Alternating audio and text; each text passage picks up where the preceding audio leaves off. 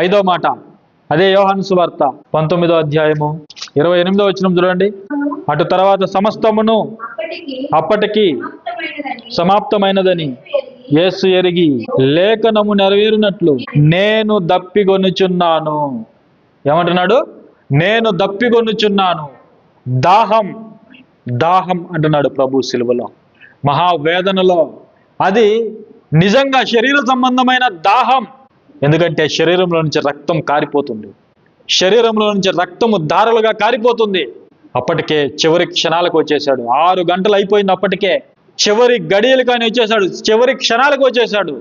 శరీరంలో ఉన్న రక్తం అంతా కూడా కారిపోతుంది.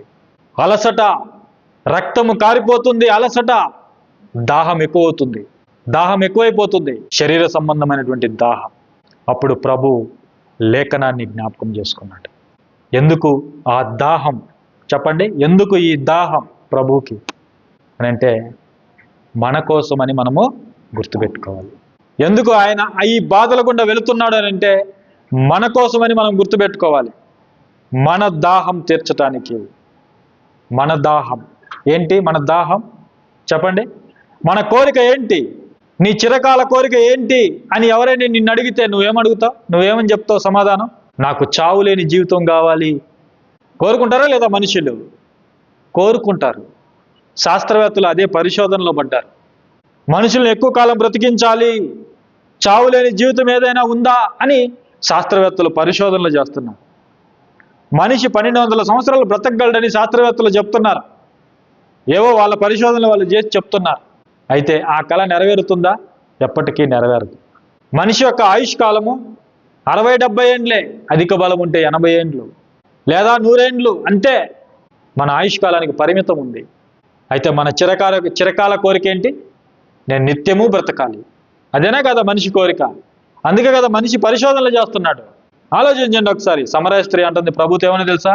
ప్రభువా, ఆ జీవజలం వింటే నాకు ఇవ్వు, నేను మరలా ఇక్కడికి రాకుండా ఆ జీవజలాన్ని నాకు ఇవ్వు అంటే ఆమె కోరిక ఏంటి చెప్పండి?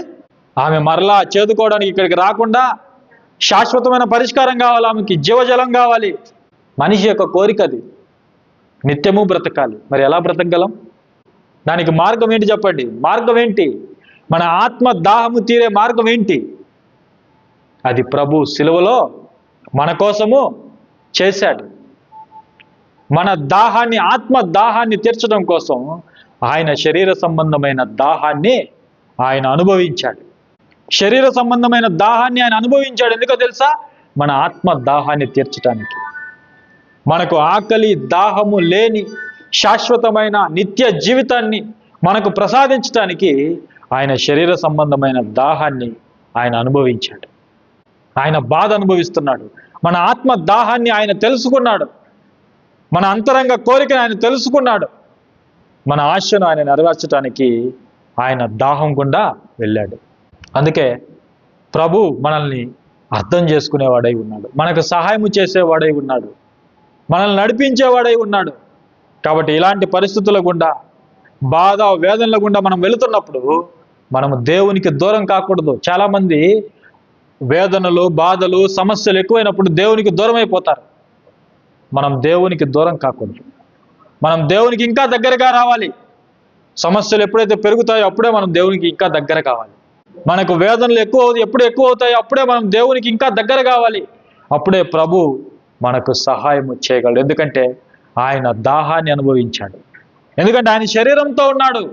ప్రభువుకి ఏంటండి దాహము, ఆయనకేంటండి బాధ అనుకుంటారు చాలామంది. కాదు, ఆయన దేవుడై ఉన్నా సరే ఆయన ఈ లోకానికి మనిషిగా వచ్చాడు. ఆయన ఈ మనిషిని సృష్టించిన వాడైనా సరే తాను సృష్టించినటువంటి మనిషి స్వరూపంలో ఆయన వచ్చాడు. ఆయనకు ఆకలి, దాహము, నిద్ర అన్నీ ఉన్నాయి. ఆయనకి బాధ వేదన ఉన్నాయి. ఆయన అన్నింటిని అనుభవించాడు. అందులో భాగంగానే ఆయన సిలువలో దాహాన్ని అనుభవించాడు. కాబట్టి ఆయన మాత్రమే మన దాహాన్ని లేక మన సమస్యల్ని అర్థం చేసుకోగలడు.